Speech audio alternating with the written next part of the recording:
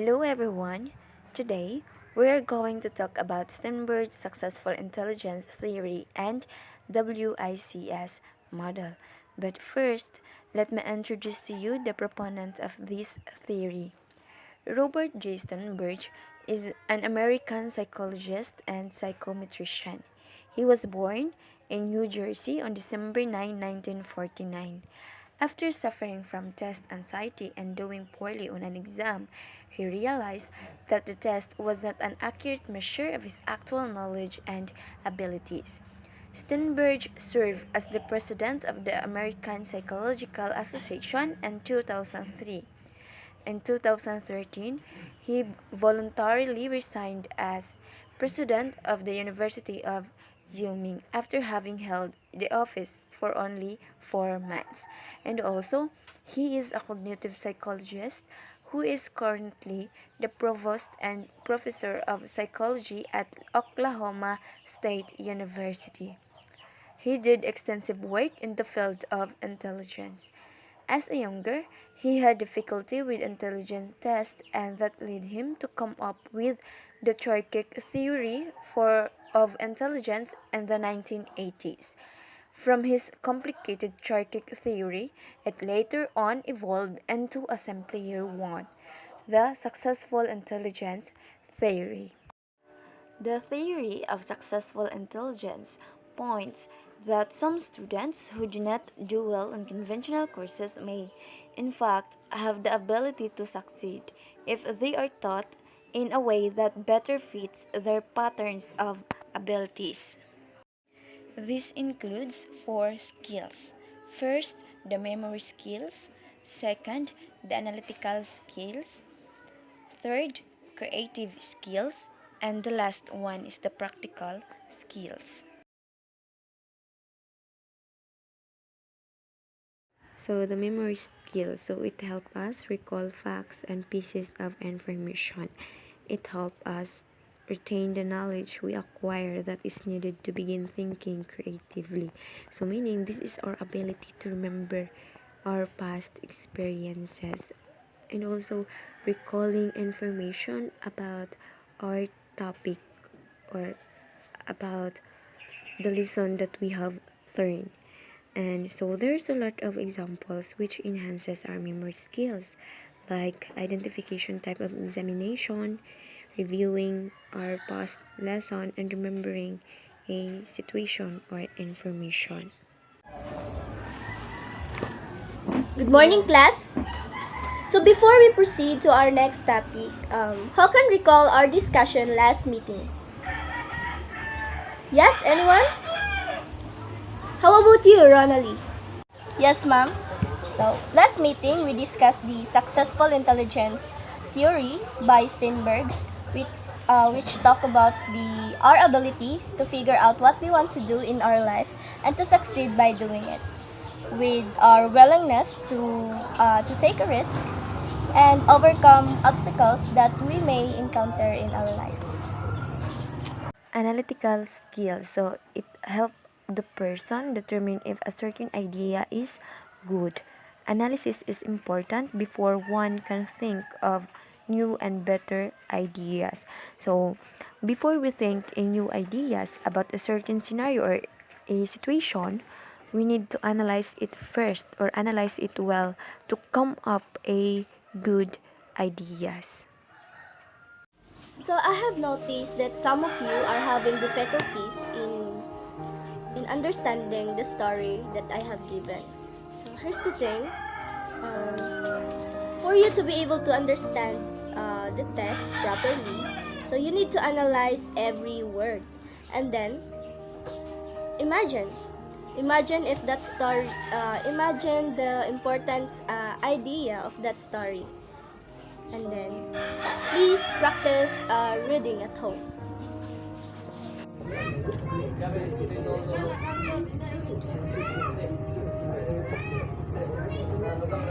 Sa maning module, oy, di ko kasabot. Tarungon na dato di basa bi para masabtan. Sa isahon. Hala ra ba to si ma'am nga. Tarungon dag basa. Word by word.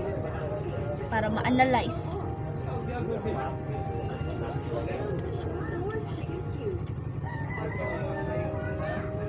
Ay, ting-anay ra di ayang pasabot.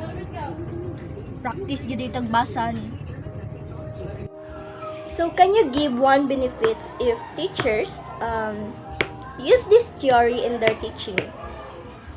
So for me, ma'am, it improves students' achievements. For example, if we are taught in a way that better match our patterns of abilities and balances our learning for memory, analytical creativity, and practical thinking, it helps students like me to improve or to learn more effectively and to enhance our strengths and correct our weaknesses. That leads us students to to reach our full potentials. Creative skills, so it allow a person to come up with a new idea, usually to answer a need of solve a problem. It makes one flexible and able to adjust to changes in one situation. So creativity gives birth to new and better solutions to problems. So without creativity, we will get trapped in things in ways that don't work anymore. So, for today's activity, I want you to be creative. So, you can choose dance, sing, or anything you want to that will describe what you want to be in the future. So, I have here some band paper if someone wants to draw. So, okay.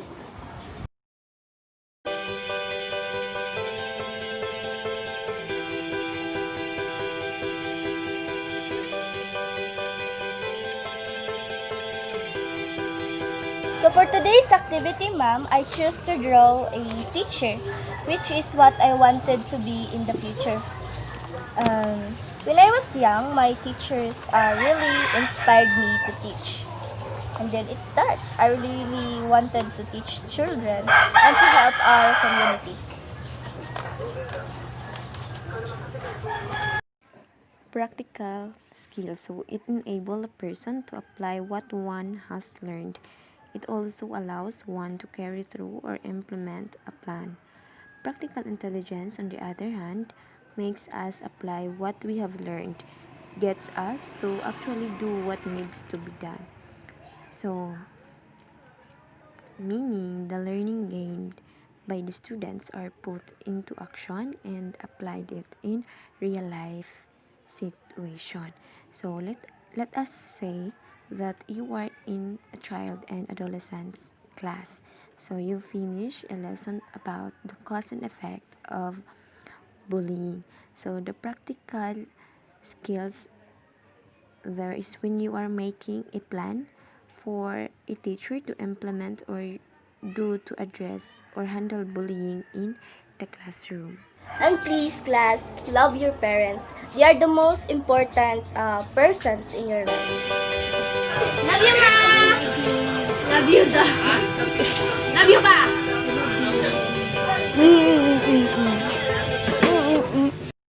It is vital that we remember what we learned, use critical thinking to evaluate the things we learned, be innovative in finding better ways of doing things and solving problems, and apply and put to action what we learned in the class.